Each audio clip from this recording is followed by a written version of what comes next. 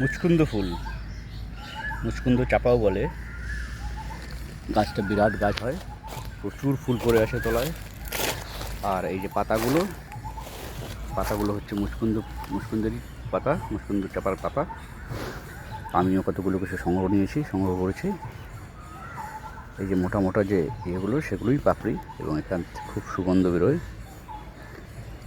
শোনা যায় রবীন্দ্রনাথ ঠাকুর নাকি এই পাপড়ি বা ফুলের ভেতরে যে পাপড়িটা আর কি, পাপড়ি বলতে ওই যেটা, ওটা মনে হয় দুধের সাথে মিশিয়ে খেতেন আর কি, খুব সুগন্ধ বলে। তাই গাছটার সাথে রবীন্দ্রনাথের স্মৃতি জড়িয়ে আছে অনেক। প্রচুর ফুল পড়ে আছে মুচকুন্দ চাপা।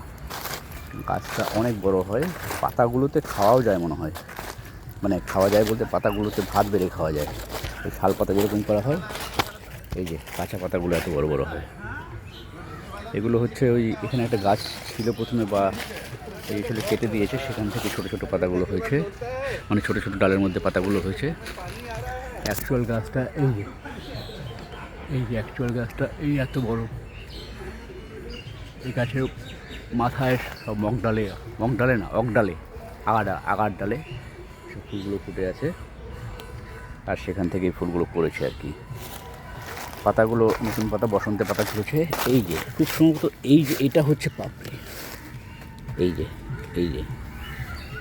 এই সাদা পাটটা, এটাই সম্ভবত রবীন্দ্রনাথ খেতেন। হ্যাঁ, এটারই গন্ধ, দারুণ গন্ধ, মারাত্মক গন্ধ। এটাই হচ্ছে মুচকুন্দ চাপার পাপড়ি। এই যে এটা, এইটা হচ্ছে মুচকুন্দ চাপার পাপড়ি। ঠিক আছে, আমি নিয়ে যাই, দেখা যাক, খাওয়ার চেষ্টা করবো আমিও। রবীন্দ্রনাথ ঠাকুর খেতেন, আমার খেলে কী অসুবিধা, ভালোই হবে। প্রচুর ফুল পড়ে আছে এখানে, মুচকুন্দ চাপা। পাতাগুলো এত বড় বড় পাতা, শুকনো পাতা যদি আমি তাল পাতার মতো করে নিই, শাল পাতা, ভাত খাওয়া খুব একটা অসুবিধা হবে না, এবং ভালো, ইকো ফ্রেন্ডলি। গাছটাকে একবার দেখাবো। এই পরপর দুটো গাছ আছে, এই একটা আর এই একটা।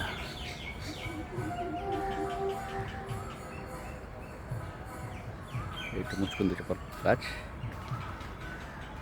আরেকটা রেয়ার গাছ দেখা হলো।